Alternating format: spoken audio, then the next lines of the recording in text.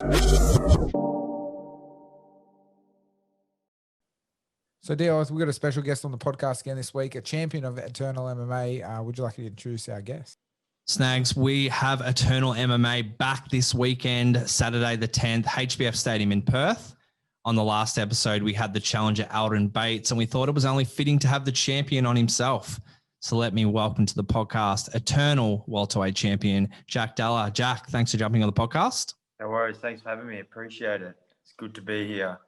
And Jack, it must be rather fitting to be announced as the champion, which I wouldn't know anything about. But for you, it would be rather delicious to get announced to that. But before we get into that, where did the journey into MMA start, I guess? For me, I started playing. I was a rugby player. Played rugby when I was young. And I can't pinpoint a specific time, but I've always been interested and had like an intrigue in combat or fighting. I don't know, I can't remember when, but if there was a fight, I would always be interested in that over anything else. Same, I would watch boxing, WWE, all that sort of thing. And yeah, just basically with that, got a bit bored of rugby, joined a mixed martial arts gym, and here we are, basically just been training ever since. So you've been training out of Scrappy MMA, obviously. Yeah. Mate, has there been some challenges in terms of everyone's going through this bloody global pandemic at the moment? Has there been any challenges leading up to the fight with COVID kind of creeping up on us all?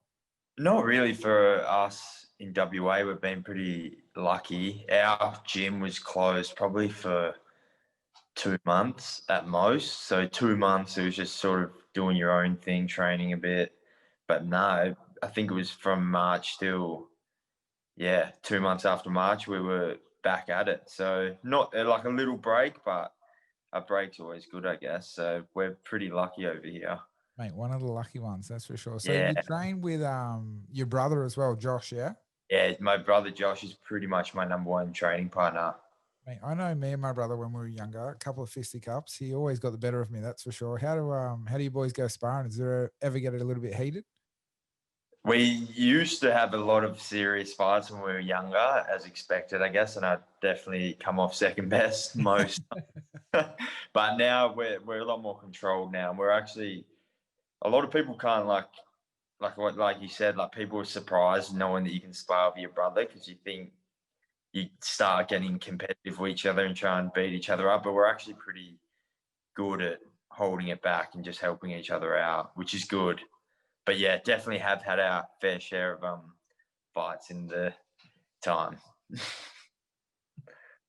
Now, fighting to retain the welterweight belt against Aldin, I know you guys way back, the start of your professional career, you had a bout with Aldin and it didn't go the right way. And since then, you've obviously been quite dominant. Can you take anything out from a fight that you had 4 years ago? Yeah, I think it was just a good learning experience for me. He was definitely the better man at the time, as obviously the result shows. And yeah, I think it was just good learning, getting a loss, figuring out what you did wrong and just building upon it. And I think, this time I won't make the same mistakes and hopefully a better result, but we'll see what happens. And yeah, on an 8-fight win streak. Yep. And a lot of those, obviously, you've taken like a TKO twice of Glenn Pettigrew, who had beaten Aldin, and you've only gone on a decision once, and that was in your amateur career. So how confident are you heading into this fight?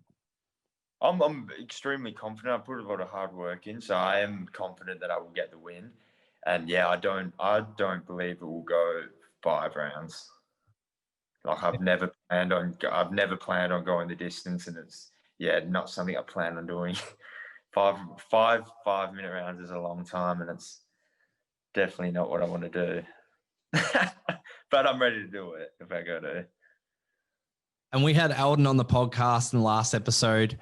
And if you don't mind, I'd just like to play a little audio how he thought the fight would go and just get your reaction to that. Yeah, awesome. We're both going to come out hard. He's going to throw hard shots. He hits hard. He's a powerful, strong lad, but he's slow and he's there to be hit. I'm a very fast, strong striker. Obviously, there's no point in lying. There's no point in saying, "Oh, you're this and I'm that." Yeah. And for a fact, he's going to get hit and he's going to try to wrestle. He's going to try and wrestle to save his life. Jack, thoughts? A bit of a laugh? Yeah, no, I think it was pretty spot on. Yep. I think it's out. We're both going to throw hard shots. And yeah, we'll see what happens. I think it's going to come out, throw some hard shots. And I think, yeah, I reckon I'm going to be hitting him and he won't be hitting me. And eventually he'll crumble. Mate, I guess the big thing is, a big fight coming up in a couple of days. How's the fight keep going? And, is there any little fine tweaks that you got to do before now and the 10th?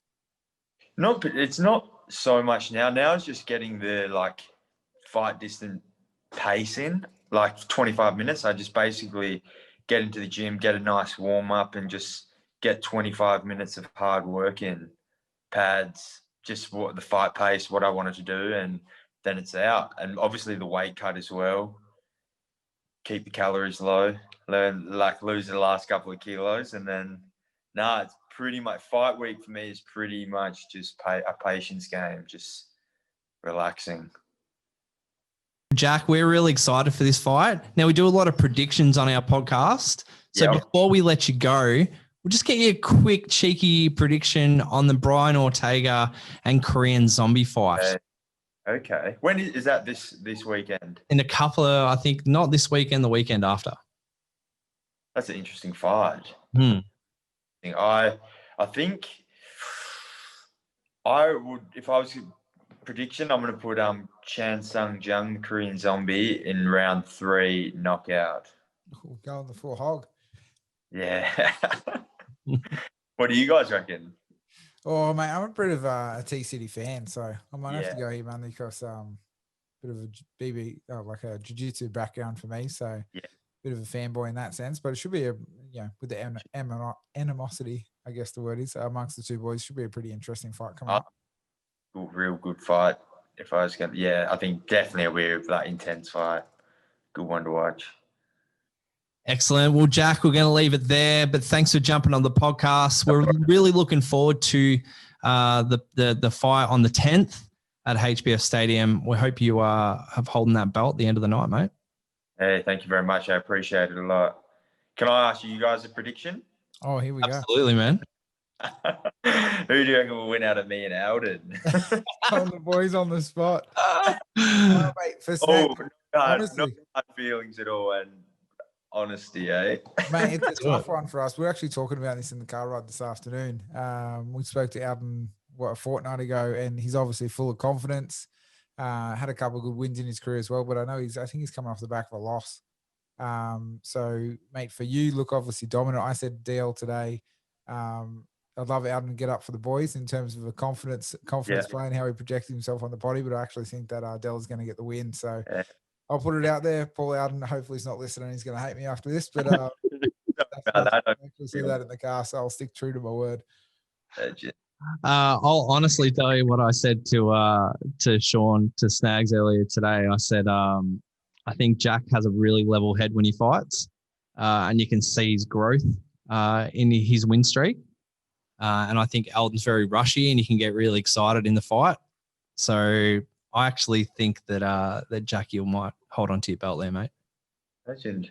Oh, I appreciate it, boys. I hope that's honest, but I respect it. It is actually the exact conversation we had in the car on the way home this afternoon. So, I don't mean what.